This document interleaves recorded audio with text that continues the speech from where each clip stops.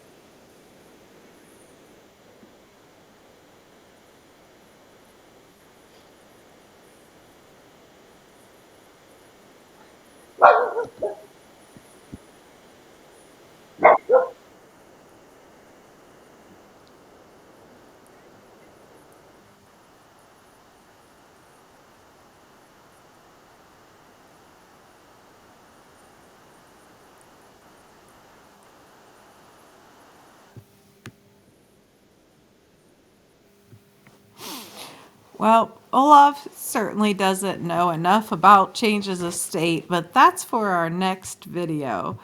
So let's talk about solids, liquids, and gases today. First of all, let's remember what is matter.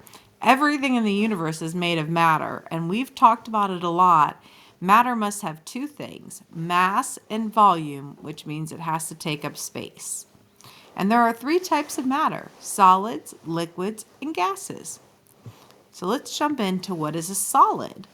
So a solid is something that if I put it in a box, it doesn't change its shape and it doesn't take up any more space. You can usually hold or touch a solid in your hand, and it's not going to like flow through your hands. It's not going to make you wet.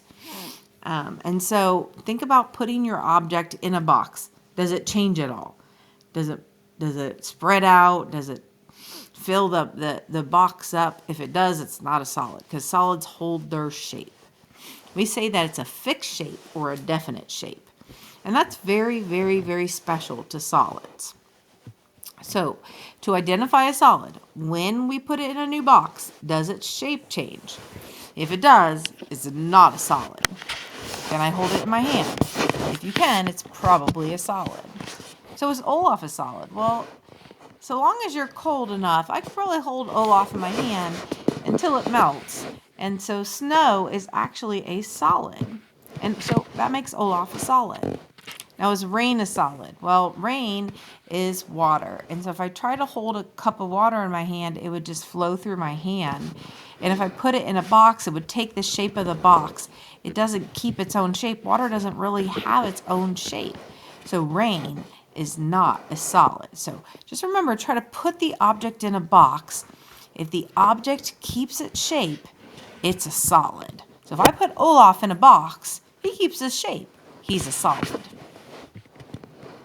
Now, what's a liquid? Well, a liquid is just a little different. Now, when I pour it into a new container, so maybe not a box, but a cup or a bowl, when I pour it into a new container, it's going to take the shape of the container, but it doesn't have to fill it up. So it's just going to be the same amount, but it's just going to take the shape of its new container. So if I have a weird shaped glass, the liquid's going to be a weird shape too. And usually liquids will flow, which means we can pour them. So how do I know if something's a liquid? Well, when you put it in the new container, does it take its shape?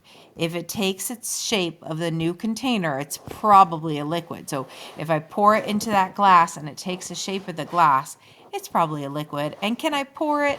If you can, it's probably a liquid. So is a carrot a liquid? Well, if I put a carrot into a new box, it keeps its shape.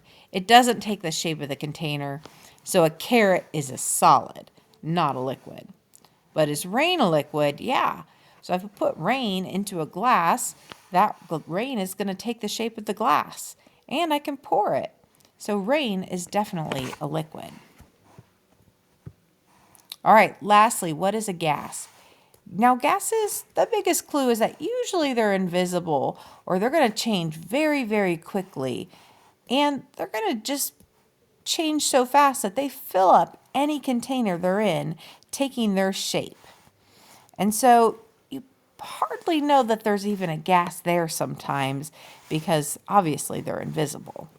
So sometimes in the balloon, there's a gas in the balloon, or this steam that you can see coming out of the tea kettle has some gas in it as well. So the main question to identify a gas is it usually invisible? If it's usually invisible, yeah, that's a gas. And can it change its size and shape easily? If it's so, then yeah, definitely it's a gas. So is steam a gas? I would say definitely steam changes its size and shape. Even though we can see steam, there is definitely gas in there helping that steam out. So we're going to go with yes. Is oxygen a gas? Well, I've never seen oxygen. It's definitely invisible. So yes, oxygen is a gas. And lastly, is a kite a gas? Well, I can see a kite and I can hold a kite. And it's not real easy to change its size and shape. In fact, if I take a kite and put it into a new box, it still has the shape of a kite, which makes it a solid. So a kite is definitely not a gas. Now let's take a look at Olaf as a gas, liquid, and let's look at some examples of gas, liquids, and solids. So gases, we've got helium, we got wind, we got the steam. Liquid, we got juice, coffee, and milk. And for solids, lots of them: a chair, a dog, or a puppy, a tree, a book, and an umbrella. And we can even use Olaf or his friend as examples of the state of matter. We've got solid when he's snow. We've got liquid when the snow melts. And we've got gas when the snow evaporates and becomes part of the sky and the clouds. So solid, liquid, and gas. All right, that's all I have for you today. So go ahead and do some of the worksheets that go with identifying the different solids, liquids, and gases.